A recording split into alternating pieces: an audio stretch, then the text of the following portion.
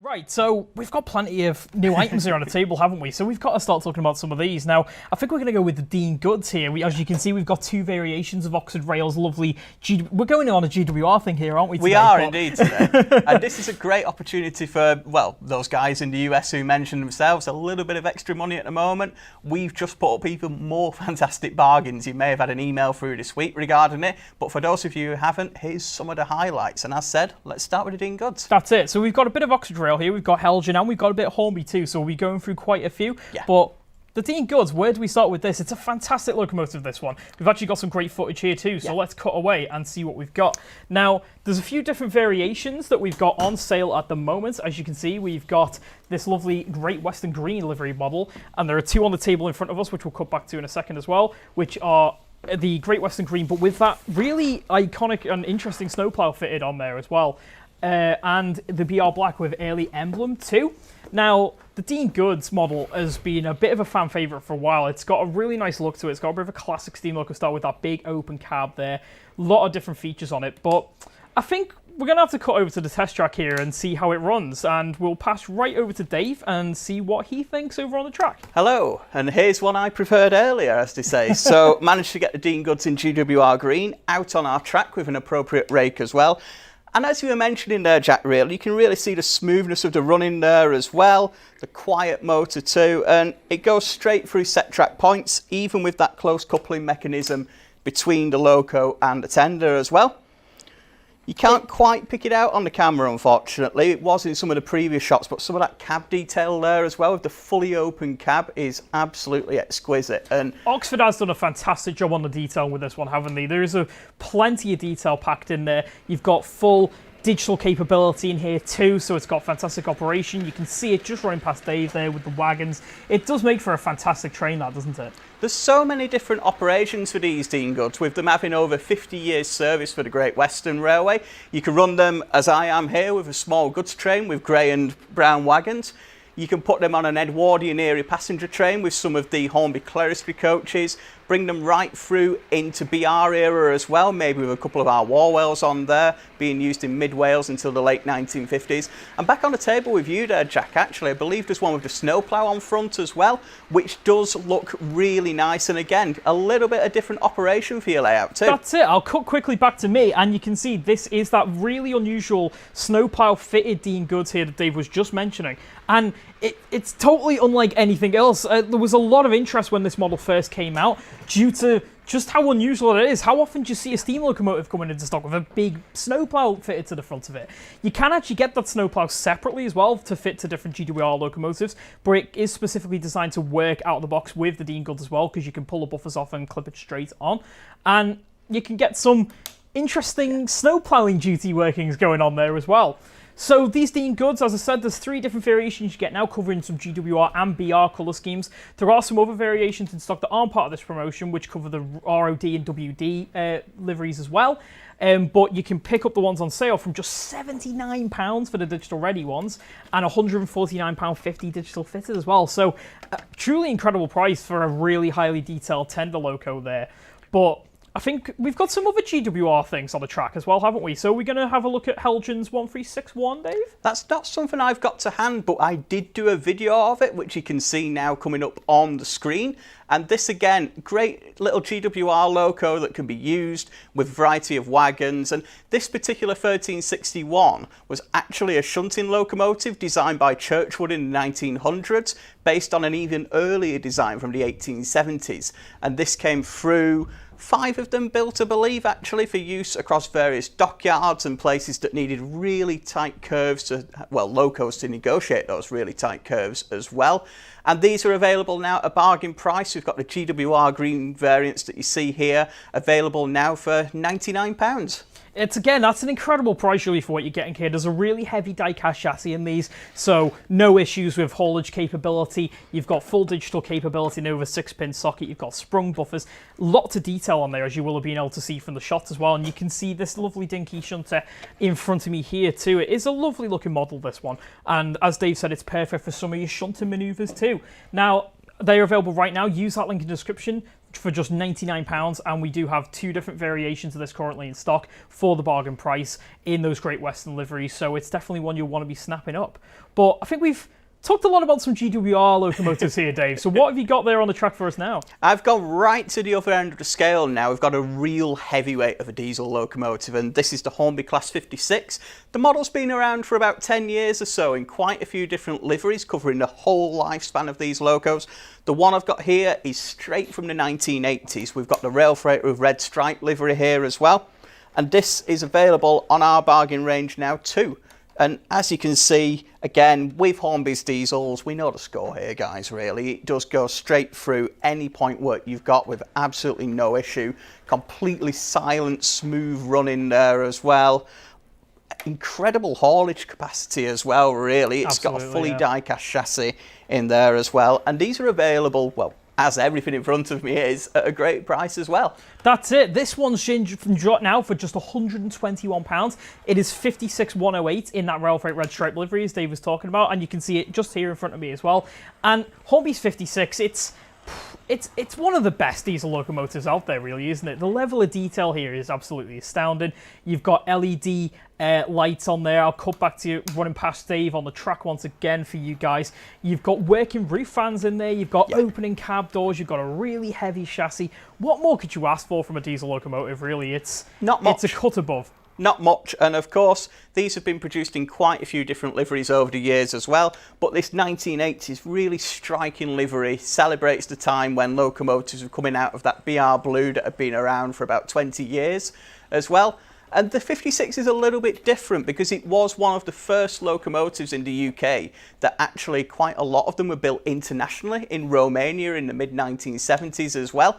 So before that, all the diesels had been built in the UK, really, but this was to help out with hauling a lot more coal across the network. They needed a really heavy freight locomotive to handle the new merry-go-round coal services. And this locomotive had 3,300 horsepower in it as well, so completely different to anything at the time, a huge amount of power in there. And they're still around today as well. They've proven such a successful design that they're in use with operators such as Colas Rail as well. So you can still see them out there. But for me, it's this 1980s livery here. This is really striking with the big BR arrows on the side as well. It really does sum it up. That's the livery you think of when you look at a 56, isn't it? It really suits it. Yeah. It looks absolutely resplendent. But like you said, it really starts to show that era of when British Rail started to kind of explore into Europe for more of the designs, which is something that, you know, is commonplace these days. But back then it was so unusual. And of course, they started off with a 3,300 horsepower beast of a freight locomotive there, which is just an incredible design. Obviously, there was a couple of issues with the early batch, wasn't there? But as they developed them, and they actually built some more in the UK, didn't they? Which ironed out all of the issues there.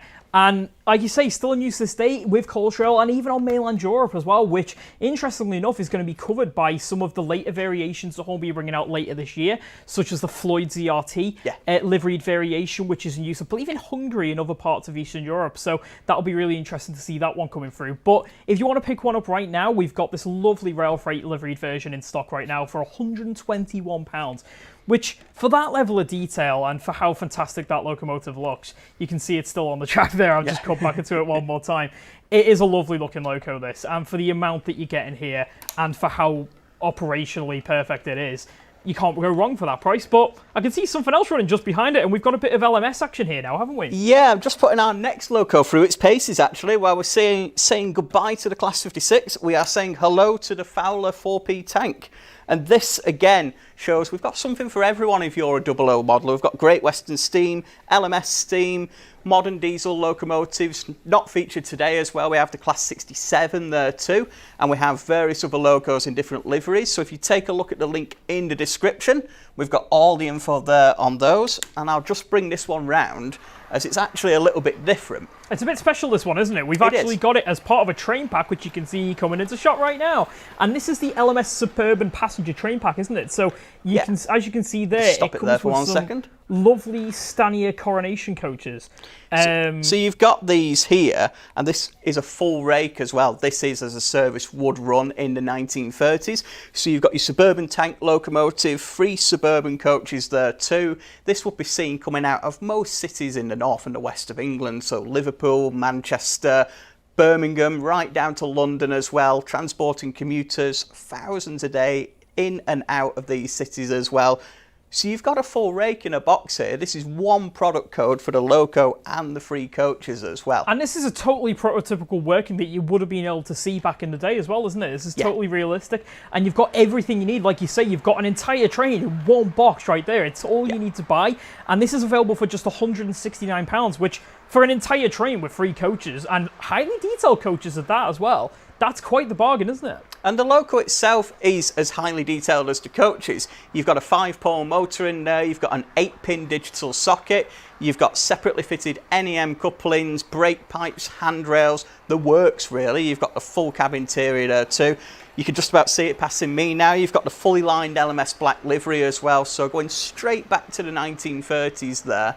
So really good opportunity. If you're an LMS modeler, maybe you've just picked up the latest Princess Royal to be the head of your collection, you've still got to have Locos literally in the background, as you see here, pulling the regular services, making sure the bread and butter operates as well. So some really great opportunities. And I believe we've got a little bit of close-up video footage of that as well, We certainly Jack. have. So why not, let's cut away to that and we'll see how it runs on the track as well. Now, we did have a couple of other variations which actually went out of stock very, very quickly. So we've got that LMS Train Pack still available for £169. And that's the one you can see on screen right now. And as Dave said, it's an absolutely wonderful locomotive, this one. It is quite a special one. Interesting history to them too. Obviously, they were built to be suburban passenger locomotives and on some of the long-distance commuter services coming out of London. But later in life, they were actually used as banking locomotives. I believe up Shap Hill, obviously where it's such a huge gradient and it's always been a bit of a bane for train drivers, that one. Obviously, nowadays, it's a little bit easier with the better traction. But it was quite difficult back in the day, so they quite often had to use these as banking locos, but they lasted right up until 1966 with BR as well, so they had quite an incredible lifespan there, really, and you can recreate its classic days as a suburban passenger loco on your layout today with the suburban passenger set. And this is one of the locos in Hornby's range, which kind of flies under the radar, really. It has been in there for a couple of years now, but with this really high detail and quality model, it might not have the same glamour as a Princess Royal or a Princess Coronation on your layout, but it is still an important part of LMS history. And if you've not got one and you're an LMS modeler at the moment, this is the perfect opportunity, not only to pick up a high quality loco, but the free coaches you see coming into the shop there as well, to just really fill out your collection. It's a great opportunity to get one of these on board.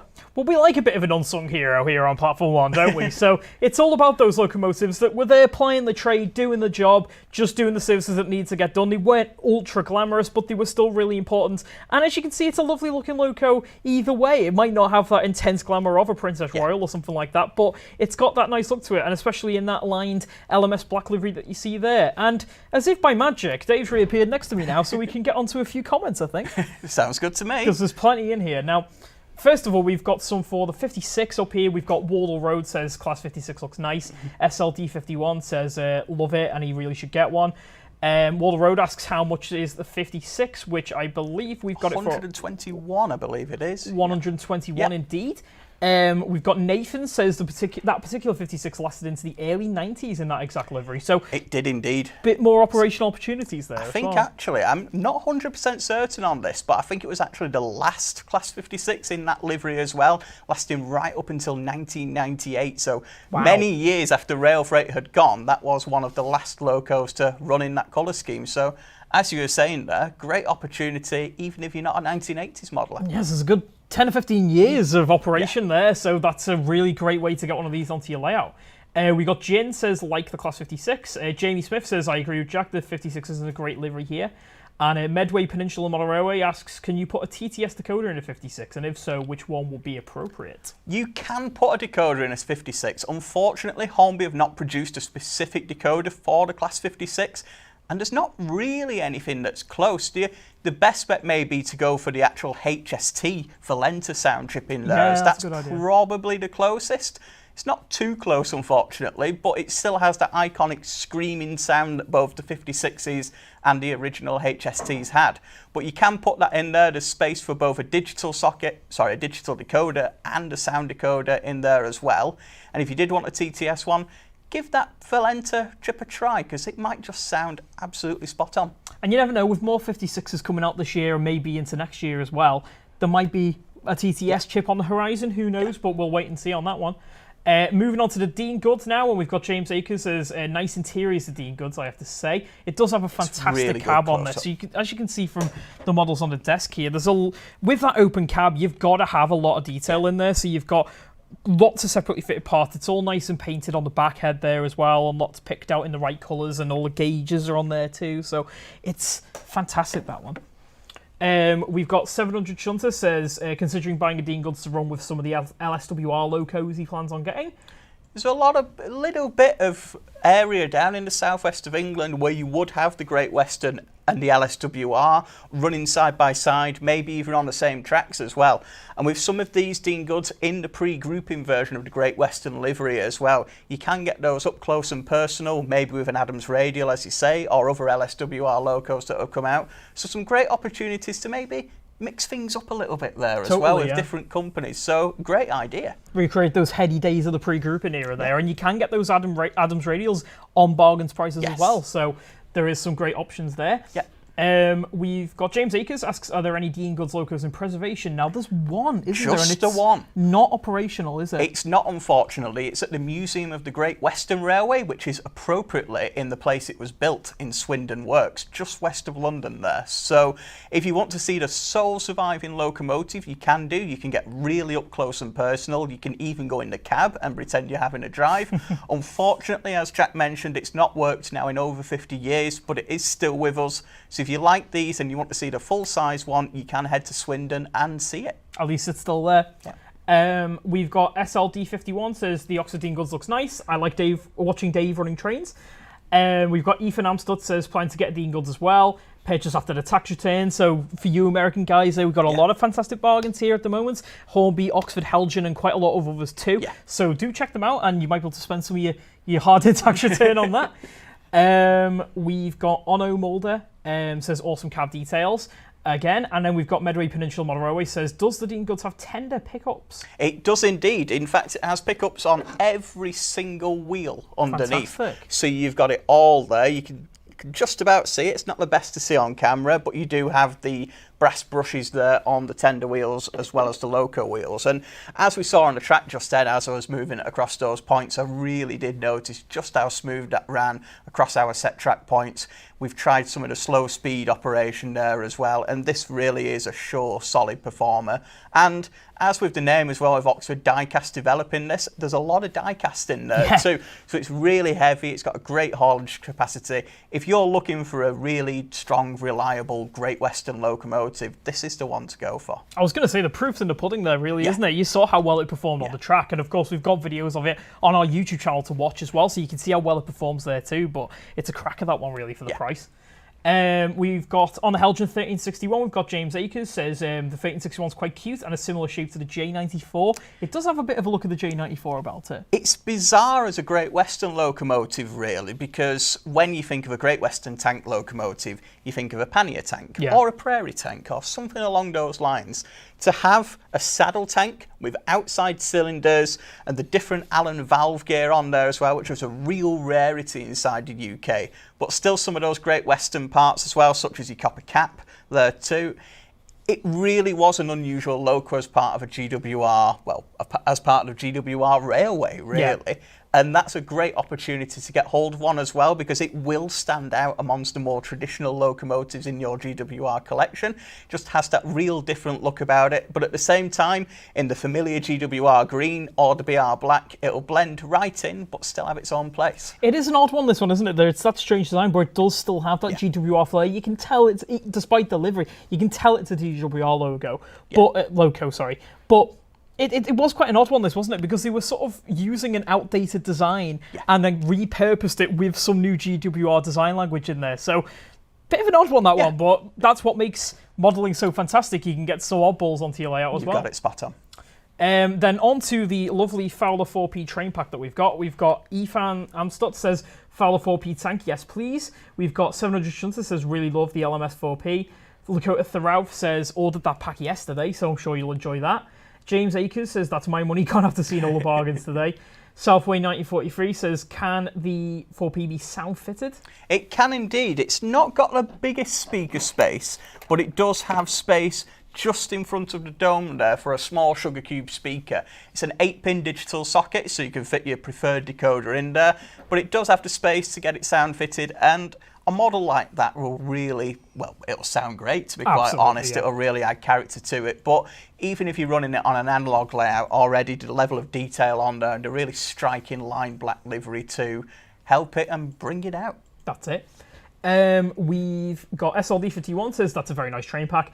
And then we've got 700 Shunter again says, the Fowler 4P would look great hauling a goods train. So obviously they were more into the passenger work for most of their life, but as I said, they did do a lot of banking, so I'd imagine they would of bank some freight trains too. So it would be perfect for part of a train like that as well. There's some absolutely fantastic photos out there of them working in Cumbria in the mid and late 1960s with some really, really grimy freight trains. You guys can imagine the sorts of locos you've got on the front there. You've got the big 9F freight locomotives, the Britannias, the Black 5s, the 8Fs, with a huge freight train full of dirty wagons of all sorts with one of these off the back. I think I'm going to have to buy one myself at this rate. I think I'm talking myself into it. And then we've got one more, going back to the 56, and this is from SLD51. He asked, does it have opening cab doors? Which it certainly does. And it's also got the opening cab vent on the top as well, which was used to help the driver, well, breathe, to be honest, in a very smoky and dirty environment. But that is posable on the top. You can either open it or close it. That's it.